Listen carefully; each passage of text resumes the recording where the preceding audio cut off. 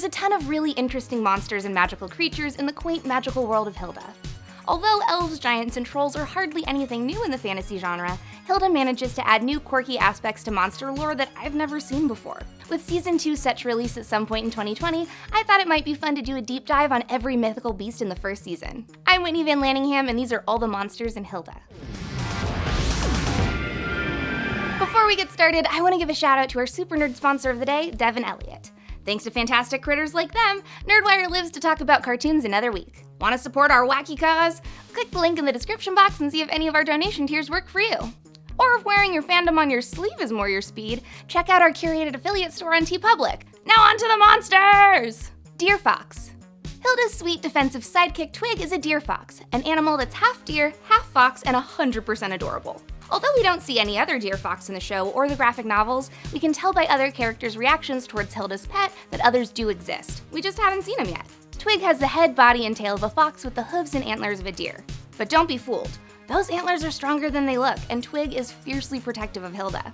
The Woodman. The Woodman is a humanoid forest creature, and although his exact species is unknown, he definitely deserves a mention. His body is made from, wood, and he works as a firewood delivery man in the wilderness. Although he definitely has his own home, he much prefers crashing at yours and has absolutely zero problem barging in and making himself at home. But even though he seems indifferent to many of the characters he interacts with, don't be fooled. The Woodman obviously has a soft spot for Hilda, which he demonstrates by delivering firewood to her new home in Trollberg and reassuring her that the wilderness will always be her home. Elves. It's 2020, so we've seen elven lore told every which way imaginable. But don't be fooled, these aren't your average Keeblers. Unlike Legolas, who loves bow and arrows, Buddy, who eats spaghetti with maple syrup, or Dobby, who carries around a dirty old sock, the elves in Hilda are obsessed with one thing: contracts. Those little guys are horny for filing paperwork. And that's why Hilda and her mom have no idea that their house is smack dab in the middle of an elven village. These guys require you to sign a contract before they'll even let you see them. But let's back up and lay down the basics. The elves in Hilda's world are super tiny, with stick figure-like features. They live in small villages that make up larger counties, and there are a total of 15 elvish counties that make up the northern counties within the king's realm. Governing the individual villages are mayors, and the democratically elected prime minister is responsible for overseeing the counties. That leaves the king to rule over all, and he's not exactly fond of humans. You see, even though humans or other creatures can't interact with elves without signing paperwork, their bodies can still phase through homes and other structures built by elves. That means that everyone who walks through that valley will probably put their foot in someone's living room without even knowing it. That's one of the reasons why the contracts are so important. It's a lot easier to interact with other creatures when they can actually see you. Besides spending their day falling deeper in love with bureaucratic red tape, elves deliver elf mail, aka email, through a sophisticated postal service that spans the entire area from the wilderness to Trollberg. Their system is highly efficient. Mail couriers ride rabbits, birds, and squirrels, traveling through a series of interconnected tubes to deliver letters, even without an address. But life in the elf world wasn't always quite so simple. Long ago, there were two main elven families, the Aldrich and the Braga. The Aldrich family wished to purchase a plot of land from the Braga family, and spent a long time battling it out in contract negotiations to finalize the deal. That sounds really boring until you consider that contracts are elves' favorite things ever, so it was way more like an epic war between two families than a real estate offer. Eventually, an agreement was reached, but tragedy struck when the Braga family accidentally forgot to sign the contract in all three places and only submitted 2 signatures to the Elven King. Back then, even the tiniest mistake in filing paperwork was considered treason, and the Braga family was banished from the northern counties, never to be seen again. The unused real estate plot became no elf's land, and the Braga were thought to be lost forever. Until that is, Hilda, David, and Frida stumble upon the last surviving members of the Braga clan living within the wall of Trollberg. The Braga kidnap David, so Hilda and Frida race back home to find Alfur so that Frida can sign the proper paperwork needed to aid in their friend's rescue. When they do, Alfur realizes that they must have stumbled upon the lost elven clan. As the last known member of the Aldrich family in Trollberg, it's up to him to get them to properly sign the contract and finalize the deal set in place all those generations ago. As luck would have it, the exiled Braga clan completely swore off paperwork forever. Alfur tries to tell their leader Bartel that all they have to do to end their exile is to sign the last line of the contract, but Bartel refuses and wages combat against Alfur. Luckily, Frida discovers a loophole in the contract. If destroyed by the fire of a lindworm, the contract will be rendered null and void. Luckily, they're able to bargain with the last living lindworm on a tiny island off the bay, and the Braga gifts no elf's land to Alfur, choosing instead to remain at the wall where his people have grown comfortable. With Alfred as the new owner of No Elf's Land, I'm sure we'll see much more of the Northern Counties next season. Nittins. Duh! Okay, I know they're supposed to remind you of fleas or lice, but Nittins are some of the cutest little critters I've ever seen. They're basically teeny tiny little baby cats kept as pets by elves. Nittins are about the same size as small bugs and love to hide in human hair. Giants. According to the Woodman's book, Giants of Old, giants have been around this planet for thousands of years. Before humans came to the valley, giants grew as tall as mountains, and it was one giant's responsibility to perch atop the tallest mountain and keep Earth safe from celestial attack. The last of these guardian giants is Jorgen, a gentle, fuzzy, endlessly patient creature who spent millions and millions of years protecting the world. When he wakes up, he descends to the valley in search of his girlfriend, completely unaware that mankind eradicated the giants while he was at his posts. It turns out that while he was doing his job, humans began to populate the Earth, building homes and cities and slowly making less and less room for the giants to occupy. Although they meant no harm, giants would often crush the houses of the humans due to their size, which caused the humans to fight back in fear. The ancient giants were forced out of their homes, and no one alive today knows where they went. When Jorgen finally locates his lady pal Valfreya, the two decide to follow the rest of their friends, jumping as high as they can into space and drifting away. The only other giants left on Earth are the forest giants, who were small enough to flee the humans and hide in the forest. Forest giants are about the same size as trees, and could therefore blend in when the humans ran the ancient giants out of the valley. Like deer foxes, we only see one forest giant in the Netflix series and the graphic novels, and his personality was a little obnoxious. Apparently, forest giants have some sizing inferiority complexes to deal with, and I bet we'll see more of them next season. Trolls. Although the animated series has yet to give us a detailed history on trolls, the graphic novels explain that the trolls living in the valley are descendants of Amma, the grandmother of all trolls. Long, long ago, Amma built the mountains around Trollberg for her children to live in and fell asleep between them, surrounded by her loved ones. But like the giants, trolls were slowly driven farther and farther away from the city as humans began to inhabit it. Amma refused to rise up and destroy the city, despite the fact that her children were leaving and forgetting her, and so she still remains beneath the homes humans have built on top of her. Trolls in the wilderness surrounding Trollberg follow the same mythical rules as most. Daylight freezes them in stone, and the petrification process is thought to be quite painful. Some smaller, weaker trolls can't survive till sundown and remain frozen like boulders forever. Larger, stronger trolls, however, are able to change back to their normal shape at sundown. To avoid light changes altogether, most trolls hide in caves during the day and only come out at night. Contrary to popular belief, most trolls don't eat humans, and the whole race gets kind of a bad rap because of a few people eaters. They are extremely strong and can speak their own sophisticated language that kind of sounds like roaring to the human ear. The only thing that trolls fear more than sunlight is the sound of a ringing bell. Their hearing is much more sensitive than the humans, and the sound of a bell ringing can cause a troll to suffer psychological damage. Also, according to the books, trolls can use their magic to kidnap human children and transform them into little troll changelings. But because we haven't seen any of that yet, I think it's safe to say that this might be a plotline revealed in Season 2. The Great Raven. Long ago, the people of Trollberg worshipped a mighty raven god that used raven messengers to watch out for his people. Hundreds of years ago, a raven perched on a statue of that god in the city square, causing everyone in town to believe that he was sent to bless their city. The harvest ended up being particularly bountiful that year, so Trollberg now celebrates an annual bird parade to honor the Great Raven and thank him for continuing to provide for them. But here's the thing. The Great Raven isn't actually the Great Raven. He's just a thunderbird who shows up to party once a year, because if he doesn't, the whole town freaks out. One year, he didn't fly over the parade, and Trollberg had the coldest, bitterest harvest of all time. Unfortunately, some a-hole kids from Hilda's new school throw rocks at him and give him temporary amnesia, so he temporarily forgets that he's the Great Raven. Luckily, Hilda reminds him who he is before it's too late. He remembers that he has to show the town each year that he's still watching over them by showing off his Thunderbird skills. He can cast lightning bolts into the sky and grow over 10 times his original size. And even though he's not the Great Raven, he's still pretty cool. Salt Lion. We only catch a glimpse of a salt lion in the animated series as it leaps out of the water, but they're too cool not to talk about. Salt lions are large, ferocious creatures that are a cross between a fish and a tiger. It has both paws and fins that allow it to walk on land and swim in the sea. Hopefully we'll see more of them in Season 2 as well. Lindworm. Even though the Lindworm isn't featured in the graphic novel and is only a minor character in the series, I really like this monster. Typically, lindworms are depicted as ancient serpentine monsters with dragon-like heads, snake-like scaly bodies, and 2 wingless claws. According to some stories in Norse mythology, lindworms have poisonous breath, and its shed scales have been known to imbue a person's knowledge of nature and medicine. This lindworm lives alone on an island outside of Trollberg in a beautiful garden of her own design. Likely due to the fact that she has pretty bad social anxiety and doesn't like to get to the city much, the lindworm appears to spend most of her time gardening, when she's not being bothered by elves to use her magic fire breath to get them out of legally binding contracts. Vitra.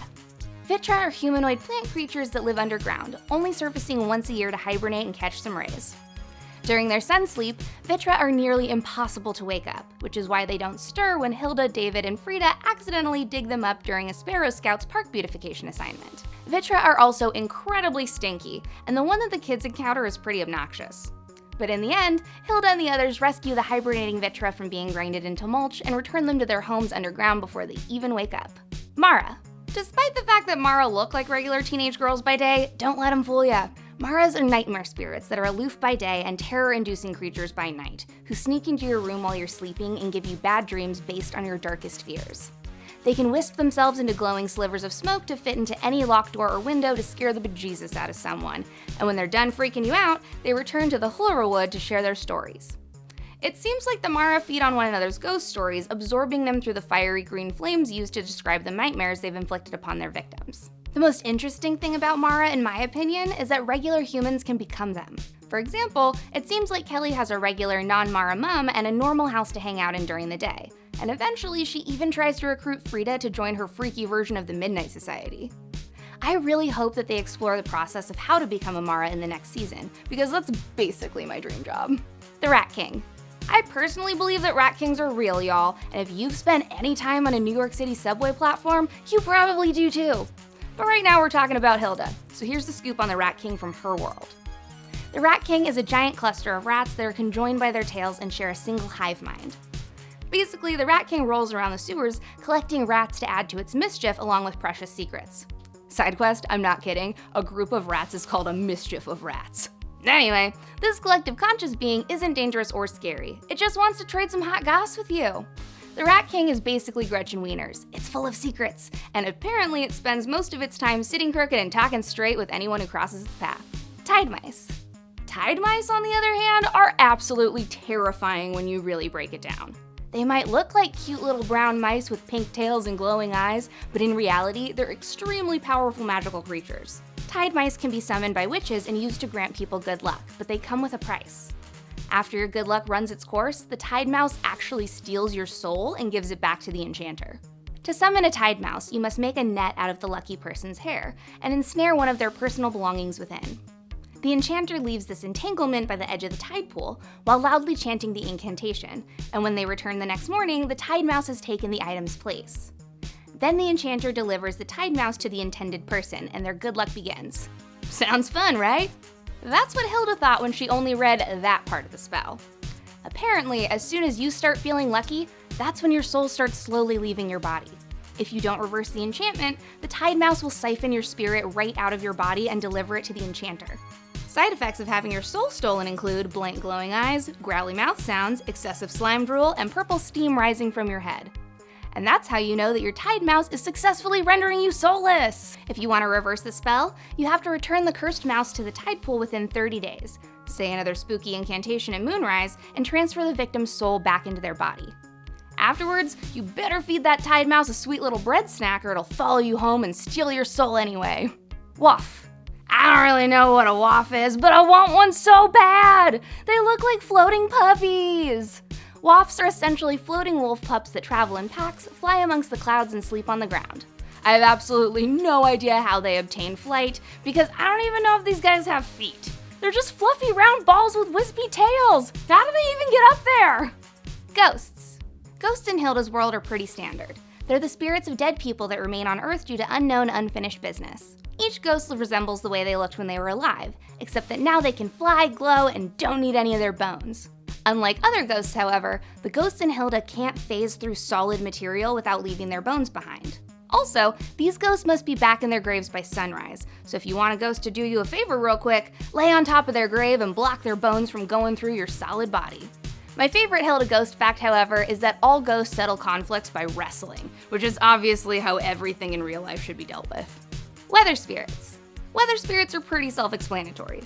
They're spirits that can control weather elements like rain, snow, and thunder. When they're calm and relaxed, they look like normal white clouds, but when they experience different emotions, their size and appearance can change drastically. Infamous for their epic arguments, weather spirits travel through the atmosphere, causing storms whenever they enter a heated debate with another spirit. Usually only one or two spirits clash, but when multiple spirits get into a fight, catastrophic storms wreak havoc on Trollberg.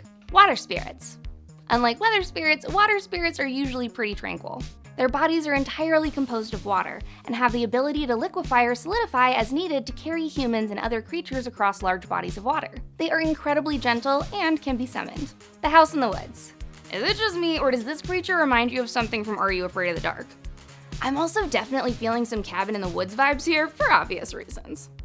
The House in the Woods might seem harmless and even inviting at first, but that's what it uses to trap you. Let's just say I were to walk into the House in the Woods.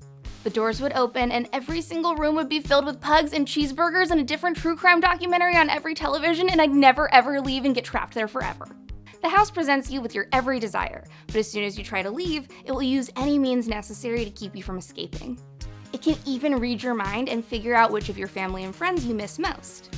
If it decides to be benevolent, it can create a door that will teleport you to absolutely anywhere, but that's only if it decides to let its victim leave. There's no limit to what the house can create. Food, drink, entertainment, personal family photos, etc., but there is a limit to how much it can create at a time. If you overload the system by wishing too much, the excessive objects will start to flicker in and out of existence.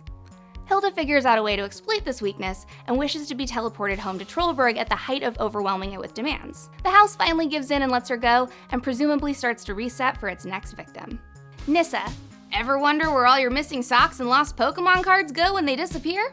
They're probably in the nowhere space in your house, aka a pocket dimension comprised of all the nooks and crannies in your home. Think of it like a room of requirement that repurposes all the space behind couches and on top of bookshelves. The nowhere space is where you'll find a Nissa, or a house spirit. Nissa typically live in there alone, and humans or pets can't just waltz into the nowhere space willy-nilly. You have to be escorted by a Nissa or another creature that knows how to access the portals, like Jellybean. Most humans aren't too fond of Nissa. They're the ones to blame when you drop something behind the washing machine, but most people will tolerate them as long as they keep a low profile. Humans can evict a Nissa for misbehaving, but even when it's seemingly justified, it's a pretty cruel thing to do. Nissa don't really get along with one another, so moving into another house spirit's nowhere space is out of the question. Homeless Nissa are incredibly common because it's not like a random human is going to give them a chance after they've already proven untrustworthy to another household. Some homeless Nissa, like Tontu Alpha, end up relocating to the forest temporarily. Physically, Nissa are pretty adorable. They look like fuzzy chia pets with bulbous snoots. Somehow, most Nissa are male. We only see 2 female Nissa in both the show and the novel, so it's possible that they have a way to asexually reproduce. That's why so many Nissa are covered in massive amounts of hair. They're basically walking beards with aggressive personalities. Barghest. With all the rumors circulating around Trollberg about Jellybean, I think it's high time we set the record straight on what a Barghest is. In Hilda's universe, a Barghest is a large black dog that lives in the mountains. Once thought to be kept as pets by trolls and giants, not much else is known about these beasts, other than that they're large and rather terrifying to behold. My guess is that the Barghest is inspired by the black dog lore that finds its tradition in Great British legend. We all remember Sirius Black from Harry Potter, right? Professor Trelawney called the black dog harbinger of death that appeared in Harry's teacup the Grim, and stated that the person to whom the Grim appears would soon face their ultimate demise. Whether you want to name it Sirius Black or Jellybean, the Grim and the Barghest stem from the same English superstition about a large black dog that appears to you before you die. Some stories say that you meet the black dog when you're at a crossroads in your life, while others claim they lurk around burial grounds, grave sites, and places of execution. Luckily, Jellybean seems to be a normal, oversized puppy. Less omen of death, more Clifford. But I'm dying to see what exactly his history is within the realm of Trollberg next season. These are some of my favorite magical creatures from Hilda, but I want to know if I missed out on any important monster facts in the comments. There are tons of differences between the graphic novels and the show, so definitely let me know if I missed anything. Like and subscribe to Nerdwire, and always check your hair for Nittens.